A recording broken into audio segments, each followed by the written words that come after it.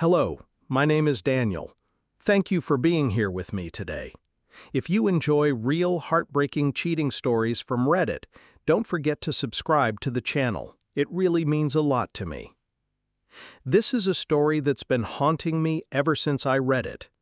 A husband, left in confusion, holding his 3 daughters close while trying to understand why the woman he loved disappeared without a word. His name is Caleb, 42, and he's lived his entire life in the quiet suburbs of Asheville, North Carolina. He and his wife, Emily, 41, had been together for 24 years.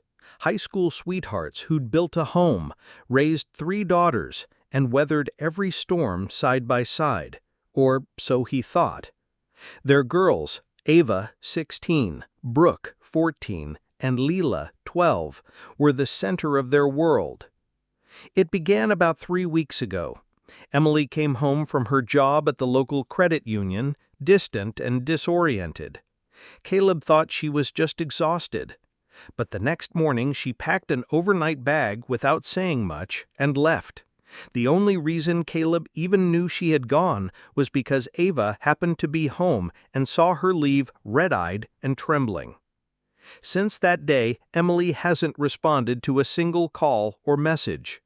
Caleb tried again and again, voicemails, texts, even emails. Nothing. Finally, desperate and terrified, he called her parents. They told him she was with them, safe, but wouldn't offer anything else. Just vague reassurances like, be patient and try to understand. Understand what? Caleb reached out to her brother, her sister, even one of her close colleagues from work. Her brother claimed to be clueless. Her co-worker said that Emily had shown up for her shift a few days ago, but left before noon, pale and visibly upset. No one had seen or heard from her since. And so Caleb sat in a house that now felt unbearably empty, trying to keep it together for their daughters. When they asked what happened, he could only repeat what he'd been told, that their mom was staying with Grandma and Grandpa and that they all needed to be patient. But the girls were no fools. They started asking harder questions, especially Ava. She thought her parents had a terrible fight and were heading for divorce, which couldn't be further from the truth. Caleb and Emily rarely argued. Their marriage wasn't perfect, but it had never been toxic, at least not on the surface. He tried to distract himself by keeping the kids on their school routines, cooking, cleaning, holding everything together, but his mind kept spiraling. What if something had happened to Emily? What if she was having a mental breakdown? What if some past trauma had resurfaced and she just couldn't cope? And yet there was a gnawing feeling in his chest that something wasn't right, not just emotionally. Logically, none of it made sense. Finally, in the middle of a sleepless night, after reading forum posts from strangers who'd been through something similar, Caleb picked up the phone and called the police. He asked for a wellness check. What followed cracked open his world. Emily had been having an affair, at least 2 years long, possibly more. The man, her affair partner, had died just days earlier from a heart attack. That was the day Emily broke down. That was the day she packed a bag and disappeared. What shattered Caleb even more was realizing that her mother and sister likely knew. They had been covering for her, helping her hide, possibly even encouraging the silence. Emily still hasn't contacted Caleb, not a single word to him or the girls. And Caleb? He's trying to protect them from the truth for as long as he can. But every day that passes, it gets harder to breathe, harder to smile, harder to lie to 3 little girls who just want to know where their mother went. He says, "It's enough to nearly undo me." And I believe him. Please keep Caleb and his daughters in your thoughts. This story is just beginning, and it only gets more painful from here. The nights are the worst. That's when the silence sets in and the ache becomes unbearable. Caleb says the darkness doesn't just surround him, it fills him. Depression creeps in first, and when it fades, rage takes its place. Sometimes they both come at once, slamming into him like waves. He can't sleep, and without rest, the days feel like a blur. He moves like a shell of himself, trying to appear stable for his daughters, but inside he's crumbling. It's been just over a week since what he calls his D-Day, the day he learned that Emily had been unfaithful. At first he believed the affair had lasted 2 years. That alone had destroyed him. But new pieces keep surfacing, and now he's fairly certain it lasted far longer. Possibly 4 years, maybe even more. Emily had known the man, her affair partner, long before anything physical began. And with his sudden death from a heart attack, the truth finally slipped out in fragments. Caleb has been piecing together what he can, often with the help of Ava, his oldest. She's only 16, but she's been quietly investigating with him, tracking timelines, revisiting old texts and calendar entries, anything that might fill the blanks. It's heartbreaking to watch a teenager carry that kind of weight.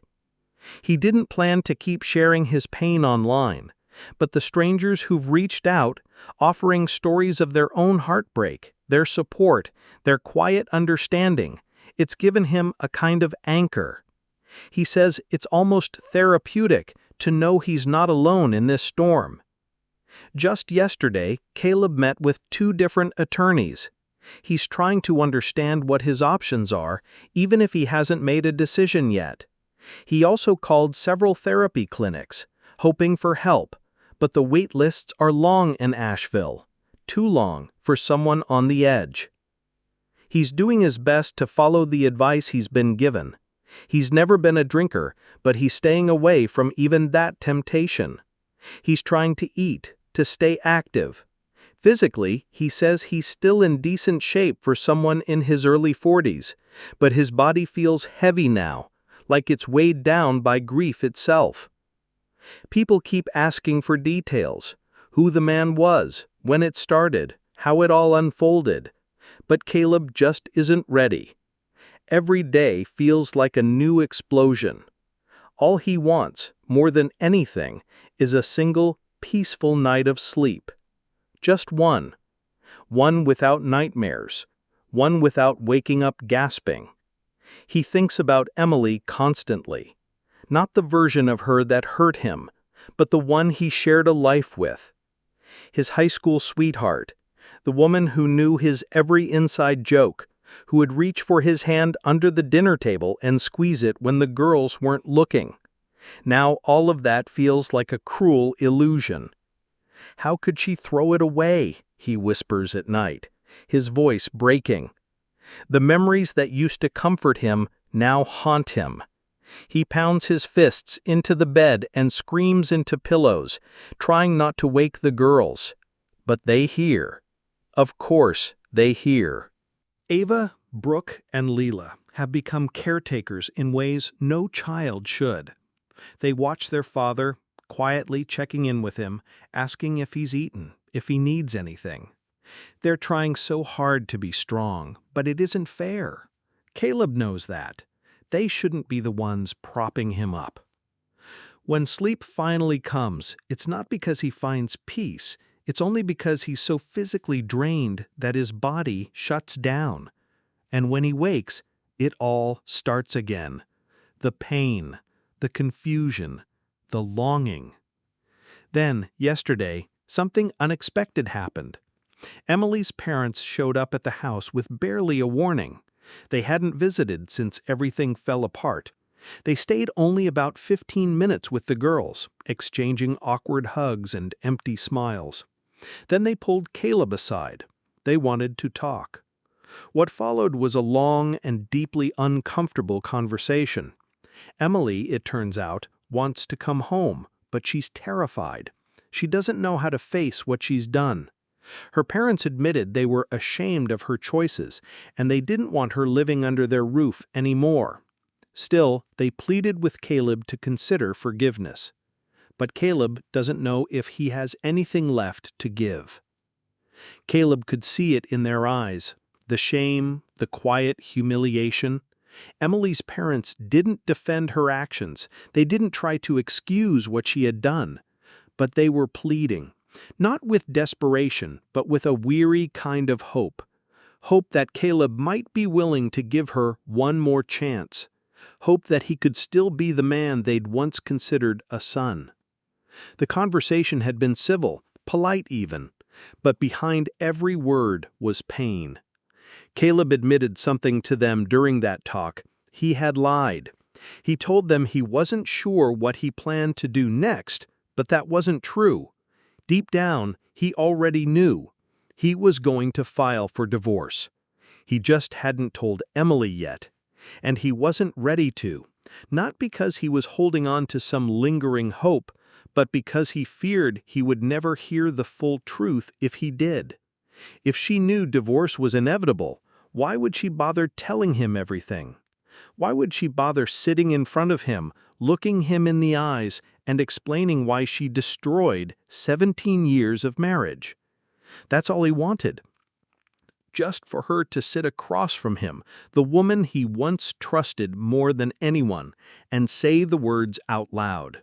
No more secrets, no more lies, no more hiding behind silence and shame. He needed to hear it from her lips, to understand what went wrong. And maybe to give his daughters a version of closure, no matter how broken it would be. Because Ava, Brooke, and Leela deserved to know that their father tried, that he gave their mother the opportunity to explain, to apologize, to make things right in whatever way was still possible. Caleb knew that the choices he made now wouldn't just impact his own healing, they would shape the way his girls understood love, trust, and forgiveness.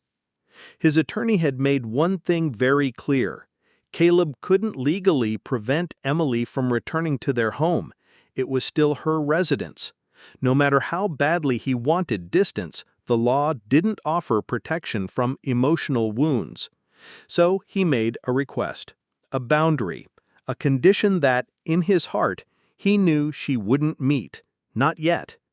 He told her that if she truly wanted to come back, she would need to sit down with him, face to face, and walk him through everything, from beginning to end. No half-truths, no excuses, just honesty. And once that was done, she would have to sit with each of their daughters, one by one, and do the same. Explain, apologize, answered their questions. She didn't legally owe them anything, but morally, as their mother, Caleb believed she owed them everything. He knew some people might say he was manipulating her fear. That wasn't how he saw it. He wasn't trying to be cruel. He was just trying to delay the inevitable, to create some kind of emotional buffer between his daughters and the tidal wave that was crashing through their home. The state required a 90-day waiting period before the divorce could proceed. That clock had already started ticking. Caleb hoped to use that time to build some kind of emotional foundation for what came next, because he knew she would eventually come back, and when she did, they'd still have to live together, still share a space, still breathe the same air. Emily had been sending texts to the girls, apologies over and over, asking about their days, wondering how Caleb was holding up. He read every message they showed him. In some of them, he could feel the guilt clawing at her. Maybe she was finally starting to understand what she had done. Still, the question haunted him. Was his request too much? Was he asking for something she wasn't capable of giving? And then, without warning, it happened. Emily came home. There was no dramatic entrance, no apologies waiting at the door, just an awkward, heavy silence. She tried to hug him, reflex maybe, a habit from another life. Caleb stepped back. He couldn't pretend everything was fine. He asked her again to tell him the truth, and again she said she wasn't ready. But Caleb couldn't take it anymore. He looked her in the eyes and told him the truth himself, that he knew about the affair, that she had planned to leave him, that she had ghosted not only her husband but her children. And she had done it all for another man. Caleb stood in the kitchen, the walls closing in on him as Emily avoided his eyes, the eyes he had once fallen in love with under autumn leaves in their high school courtyard. Now she couldn't even meet his gaze.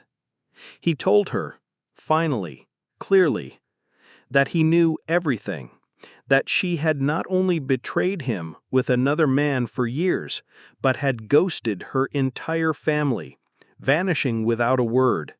And now she had the nerve to return without fulfilling the one thing he had asked for, the truth. He told her plainly that he wanted a divorce. But instead of breaking down or fighting back, she just stood there, silent, frozen, looking at the floor like a child being scolded. Her lips didn't move, not a single tear fell, no gaslighting, no deflection, no excuse, just a long, hollow silence. Caleb had prepared for every reaction imaginable, shouting, sobbing, even a blame-shifting accusation that he had been unfaithful. But this nothingness, it was the most surreal moment of his life.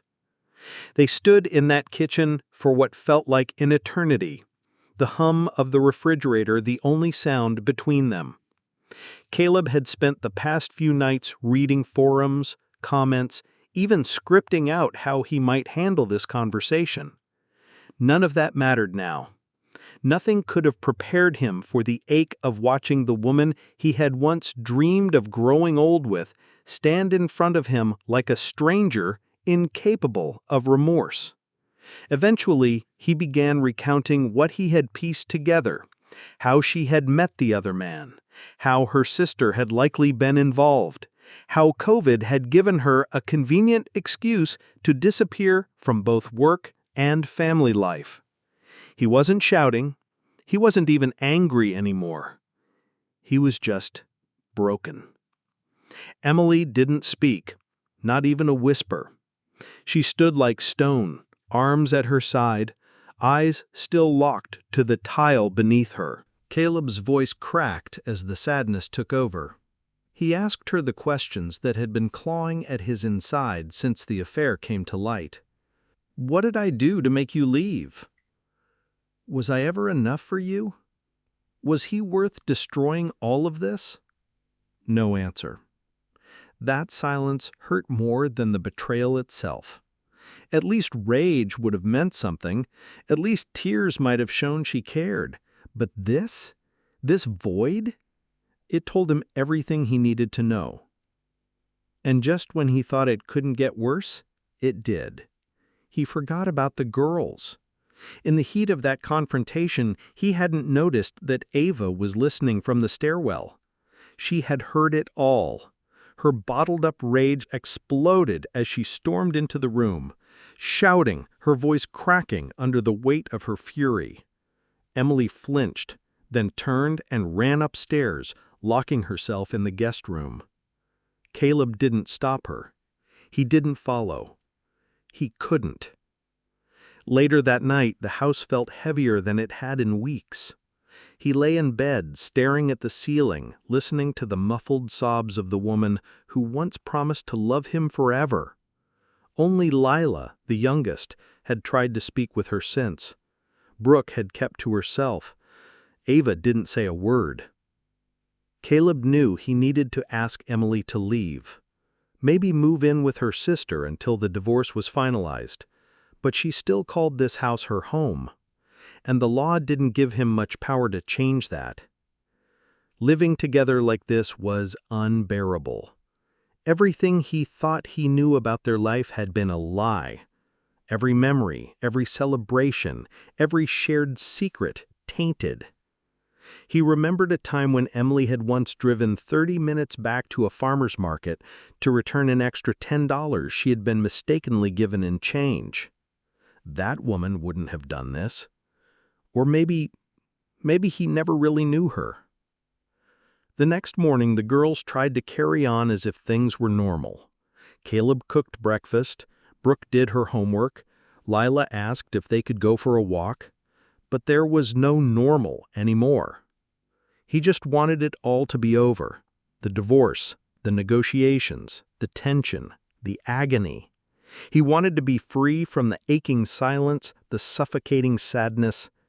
He kept reading stories online, people saying it gets better, but he wasn't there yet, not even close. And all he could do was try not to scream. School was just around the corner, and the thought of juggling backpacks, lunches, and broken hearts left Caleb feeling hollow.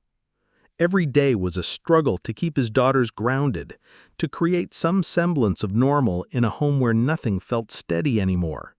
He tried to hide the cracks from them, to keep his voice calm, his words steady, his presence reassuring. But how long could he do this? 3 months, 90 days of pretending? This was his life now. Silence, tension, and counting down the days until the divorce could be finalized. He didn't even know if the worst had passed, or if more pain was waiting around the corner. He thanked those who reached out, who offered support online. Their words helped, sometimes. But at night, when it was just him and the echo of everything lost, no comfort lasted long. Since Emily returned home, things hadn't improved. Not really. The air was heavy, and every interaction with her felt like walking through fog. Caleb tried to keep a level head for the girls, but the effort drained him. Some days he could pretend, act like they were just two tired parents coexisting under one roof. But deep down, he was unraveling. Emily still hadn't hired a lawyer, even though Caleb had already filed.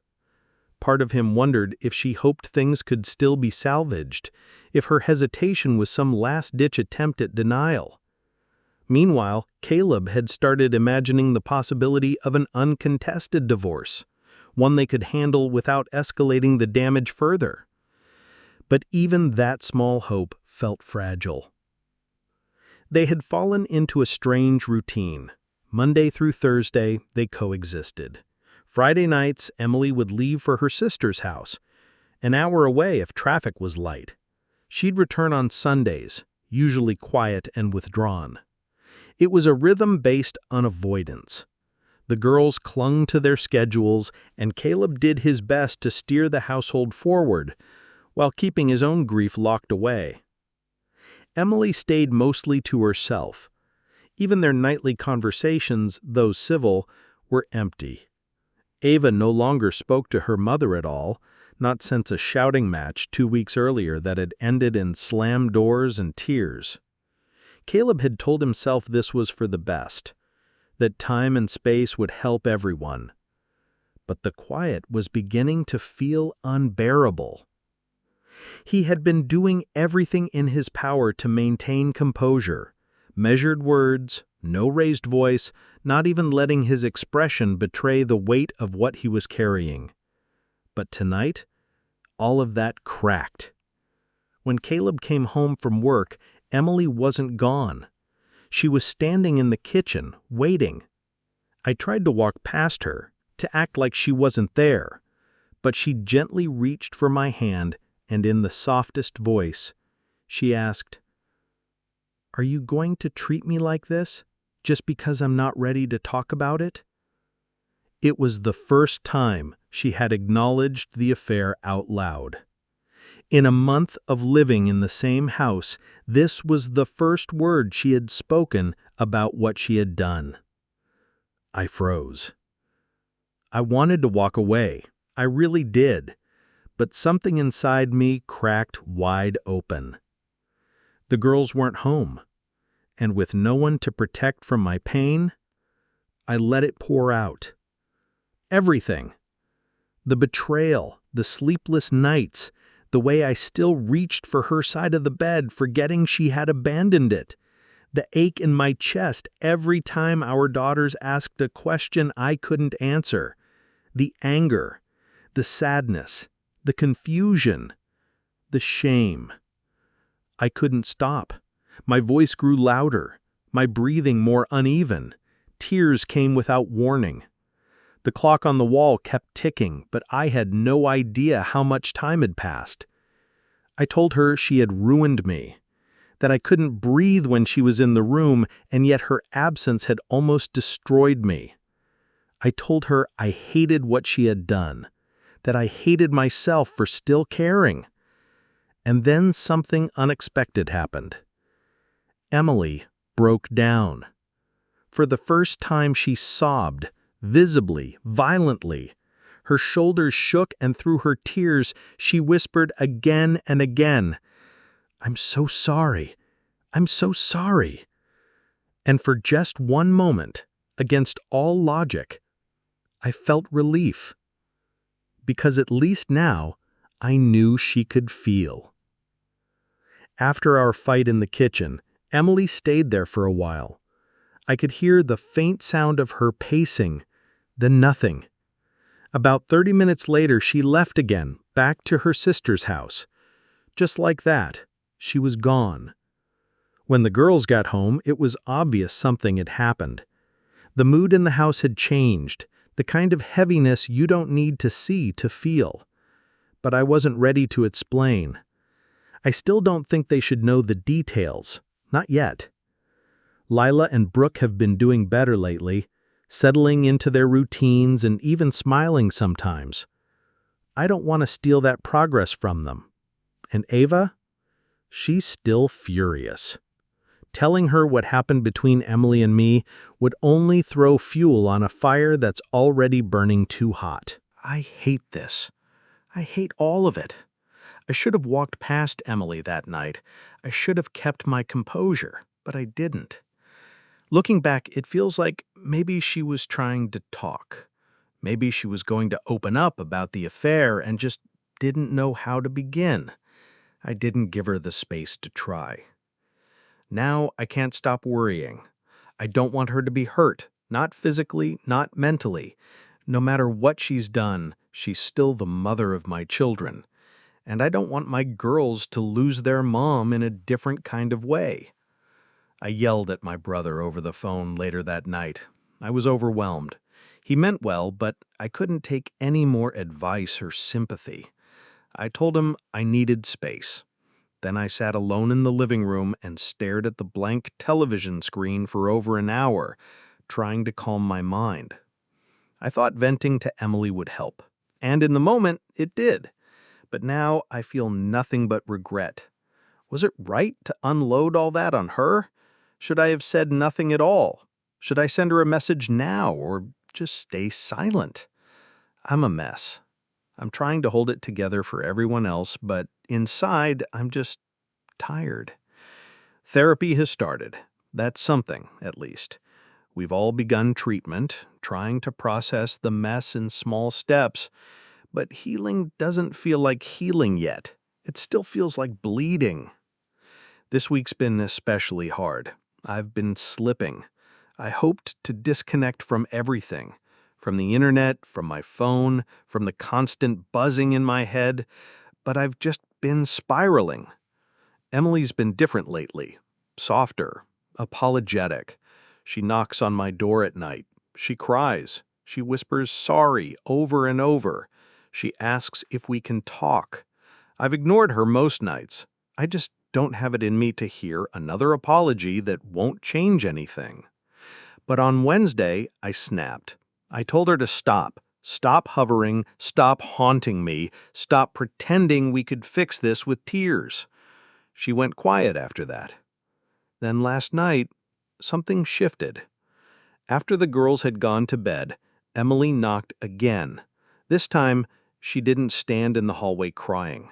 She asked me calmly, almost desperately, if we could talk. Just the two of us, alone. I hesitated, but eventually agreed. Not in the house. I didn't want the girls to hear anything else. So we went out to the garage and sat in my car, doors closed, engine off, just the two of us and the weight of everything she had done. She talked, really talked. For 3 hours, she walked me through it all. How it began, why, when, every detail she could remember. I don't even know how much I should repeat. It's all still a blur. I couldn't sleep afterward. I stayed up watching the ceiling while her voice replayed in my head. There were moments I cried, moments I wanted to scream, and moments where I felt nothing at all. Numbness, rage, grief. They cycled through me like tides. She told me her sister introduced her to the men almost 5 years ago, just before the pandemic. He was a senior executive at the company she dreamed of working for. Emily claimed it started with harmless conversations, then messages, then photos, and finally, when lockdowns eased, it turned physical. She said she wanted to tell me then, but she didn't. And the truth is, I'm not sure what hurts more, the betrayal itself or the silence that followed. Emily had admitted that she'd told her sister about the affair early on, before it ever became physical. But she chose not to tell Caleb. Instead, she buried it, hoping it would fade or fix itself. She claimed she cut off contact with the man after a short while, but once pandemic restrictions lifted, he reached out again, and like a wound that never healed, she reopened it. What followed was an on-and-off affair that stretched through years, disguised behind guilt and excuses. Emily said she tried to stop it more than once. She said the shame overwhelmed her. But the truth? She always went back. She brought a packet of handwritten notes to the car that night, 5 pages long, a confession in ink, dates, excuses, lies. She read from it slowly, answering Caleb's questions one by one while avoiding his eyes most of the time. She had faked weekend getaways with the girls, claimed work emergencies that never existed, blamed traffic jams, family issues, errands that were nothing more than smokescreens. Every moment he had trusted her, every time he watched her leave the house with a kiss on her cheek, it had been a lie. Caleb wanted to scream, but the pain was too heavy. He just sat there, listening, as if watching a slow-motion wreck of a life he no longer recognized. What made it worse was that Emily never fully drifted emotionally. She didn't withdraw, she didn't treat him cruelly. She still made dinner, still kissed his forehead, still laughed at his bad jokes. The intimacy had changed, yes, enough to be noticed in hindsight, but never enough for him to suspect what was hiding beneath. She told him she had fallen in love with the man, that he was older, wealthier, and promised her everything: trips, gifts, a new kind of life. He was divorced and free to pursue her fully. She admitted that the thrill of being with him was intoxicating. She had fantasized about running away, about escaping the monotony of family life. She said that being a mother, a wife, a woman buried under routine, it had all started to feel like suffocation. Caleb didn't know what to say. He just cried. He cried because he had been there every day. He carried the same routines, but he had never seen them as burdens. To him, those moments were the fabric of a family.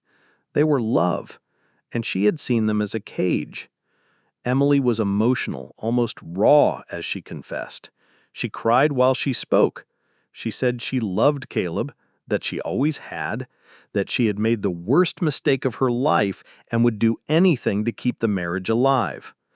But Caleb could hear the rehearsed tone in her voice, even behind the tears. It felt like something she had practiced, maybe in the mirror, maybe in front of her sister. He didn't doubt that she was hurting, but he did doubt the sincerity of her timing. He stayed calm for as long as he could, but eventually the sadness burned into anger. He lashed out, not with shouting, but with words that hit their mark. He mocked the other man, pointing out that Emily had been just one of many women he entertained, that she had risked everything for someone who had no intention of choosing her in the end. She looked wounded, but didn't deny it. Then, quietly, Caleb asked her the question that had haunted him since D-Day. If he were still alive, and you had to choose between him and me, who would you have picked? Emily looked away and whispered, "That's not fair." But he pressed her. He needed to know. Eventually, she gave her answer. "You. Of course you." Caleb stared at her, then shook his head. "That's why I'm divorcing you," he said, "because I don't believe you." She cried harder, but it didn't move him. The damage was too deep. He told her he hoped they could handle the divorce with decency, that for the sake of their daughters, they needed to be respectful and kind, that if she had even a shred of love left for him, she would let the process be fair. And then, quietly, he said the words that gutted them both. "I would have loved you forever." He leaned forward, kissed her on the forehead, and left her sitting in the car alone. He barely slept that night, and tonight again he lies awake, crying, angry, and wondering how much more he can take. Everything she told me last night was crushing, and yet I listened.